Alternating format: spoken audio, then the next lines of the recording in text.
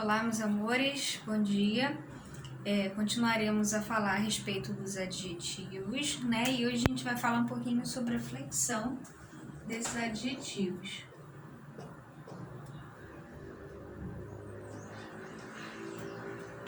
Quanto à flexão, né? O adjetivo ele se combina com certos signos gramaticais para manifestar um número, o gênero e o grau. Isso do Bechara, né? Sempre falando, usando o Bechara aqui como exemplo.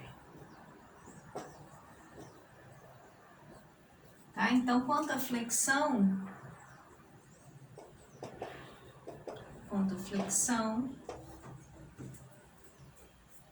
ele combina com certos signos gramaticais para manifestar um número, o gênero e o grau.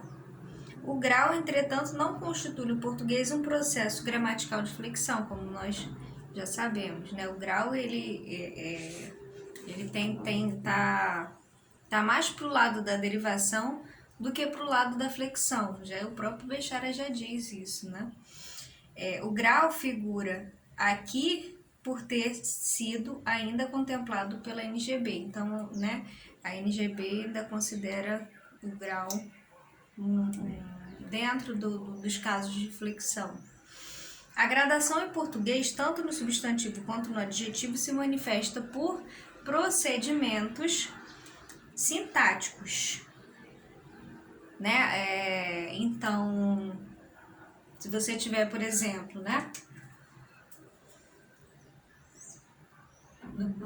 por procedimentos sintáticos, no caso aqui, né?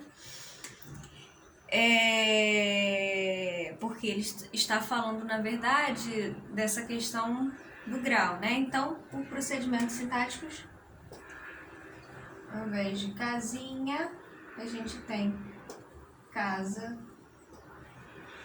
grande, né? Casa grande, casa pequena.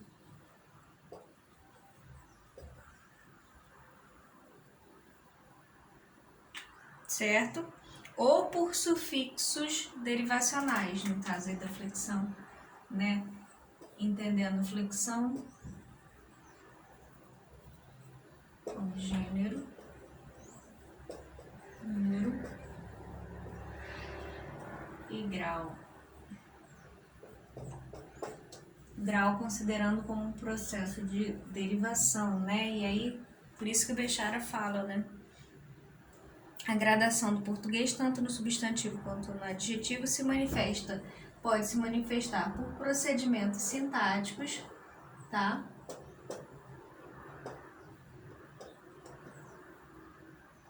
Procedimentos sintáticos, a junção aí desses sintagmas nominais, ou por sufixos derivacionais, como é o caso. Derivação sufixal aqui, que a gente já viu, né? O acréscimo do inha. Certíssimo? Em relação a número,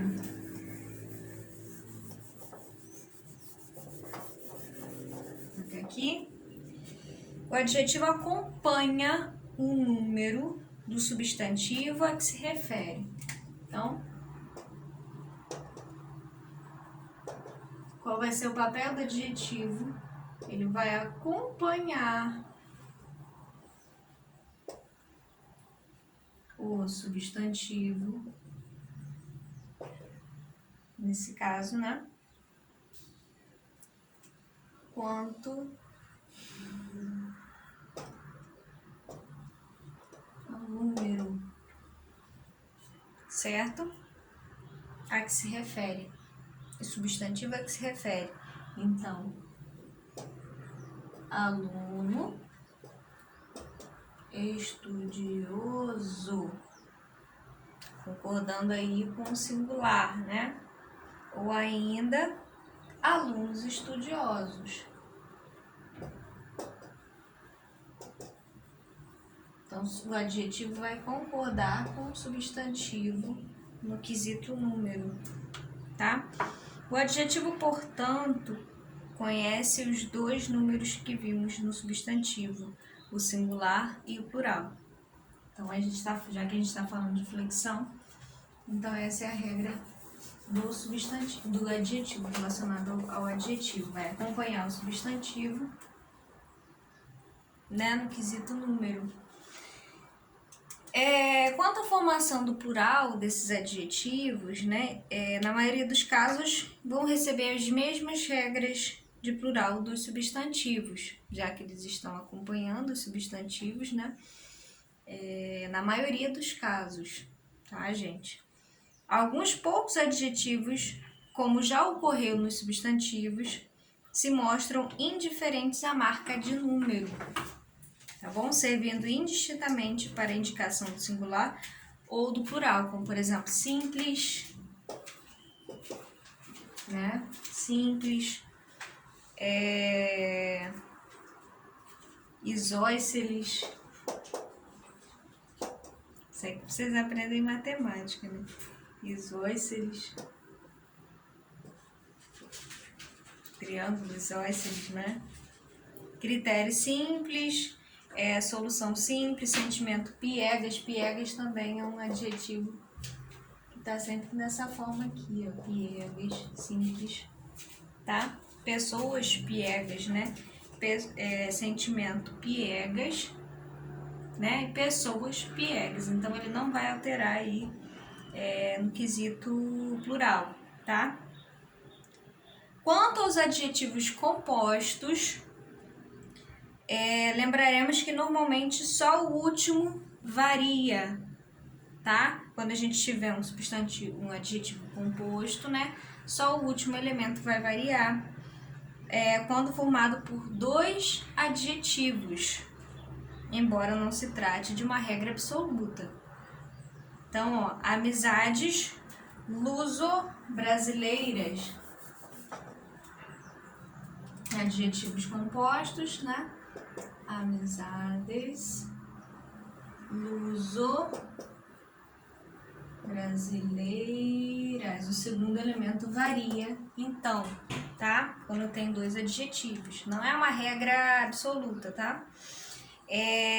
Saias verde escuras. Saias verde escuras. Segundo elemento varia. Folhas azul claras. Reuniões literomusicais. Variam ambos os elementos, entre outros exemplos.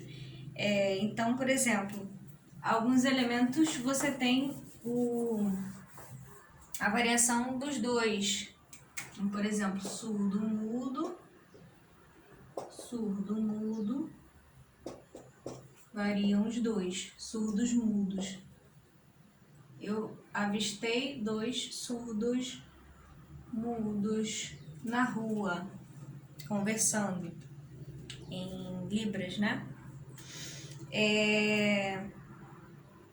Com exceção dos casos mais gerais, não tem havido unanimidade de uso no plural dos adjetivos compostos, quer na língua literária, quer na variedade espontânea da língua. A dificuldade fica ainda acrescida pelo fato de uma mesma forma poder ser empregada como adjetivo ou como substantivo, e a cada um desses usos são atribuídos plurais distintos, especialmente nos dicionários, tá? Bom, quanto ao gênero, né? Flexão de gênero.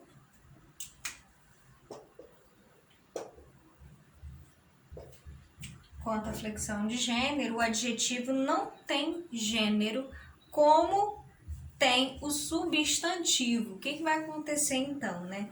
O adjetivo, né? O adjetivo ele vai concordar em gênero com o substantivo, a que se refere como simples repercussão da relação sintática de concordância que se instaura entre o determinado e o determinante.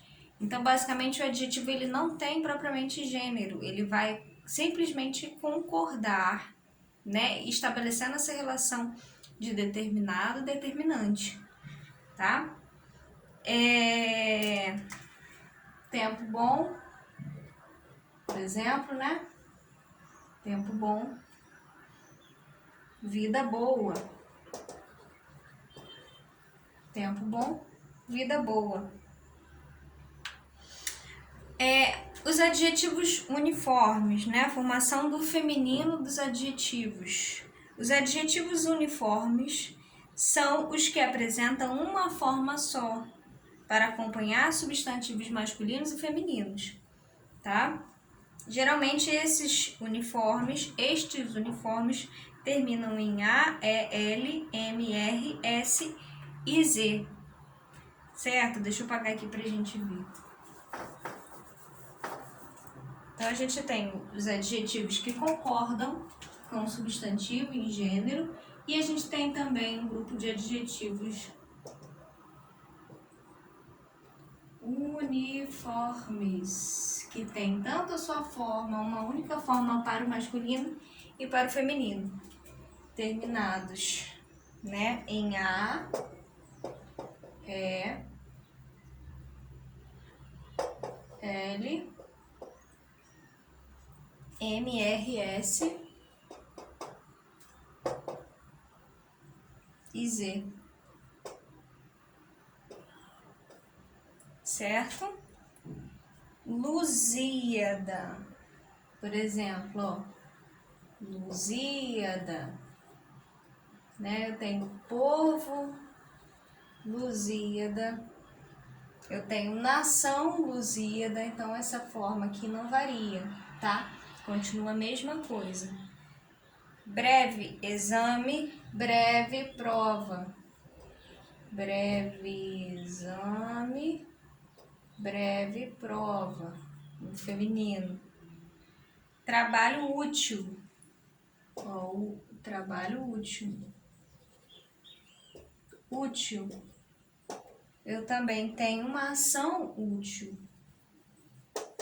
Trabalho útil, ação útil.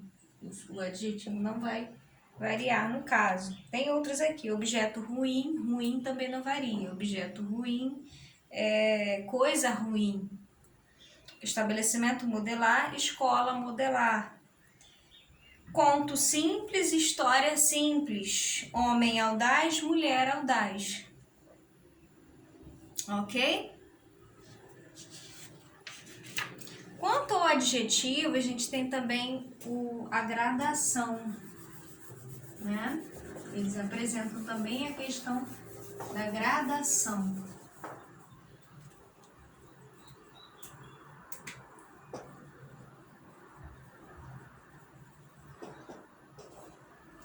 Certo?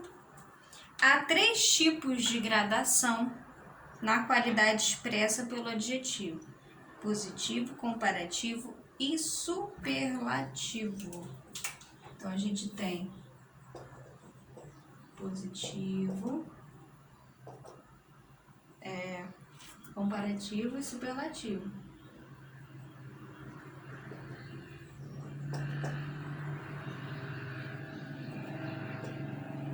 Positivo, comparativo e superlativo. Quando se procede a estabelecer relações entre o que são ou como se mostram duas ou mais pessoas. Como já dissemos, a gradação em português se expressa por mecanismo sintático ou derivacional, certo? O positivo, que não se constitui a rigor uma gradação propriamente dita, né? Enuncia simplesmente a qualidade. Então, ó, o rapaz, deixa eu botar aqui, o rapaz é cuidadoso, propriamente uma qualidade, tá? O comparativo compara a qualidade entre 2 ou mais seres, estabelecendo uma igualdade, uma superioridade ou uma inferioridade, tá? Igualdade, por exemplo, né? O rapaz é tão cuidadoso quanto ou como os outros, né? Que a gente tem igualdade superioridade ou ainda inferioridade. O rapaz é tão cuidadoso quanto os outros. Superioridade. O rapaz é mais cuidadoso que os outros ou do que os outros. Inferioridade. O rapaz é menos cuidadoso que ou do que os outros. E no caso do superlativo, ressalta com vantagem ou desvantagem a qualidade do ser em relação a outros seres, tá? O rapaz é o mais cuidadoso dos pretendentes a um emprego, no caso aqui, né? O rapaz é o menos cuidadoso dos pretendentes. E pode indicar também a qualidade do ser, que a qualidade do ser ultrapassa a noção comum que temos dessa mesma qualidade. Então, a gente tem: o rapaz é muito cuidadoso, o rapaz é cuidadosíssimo, ok? No caso, né, quando você tem uma qualidade ressaltada em relação aos outros pretendentes, a gente chama de superlativo, que o superlativo é um superlativo relativo, tá? Forma-se o superlativo relativo do mesmo modo que o comparativo de superioridade ou inferioridade.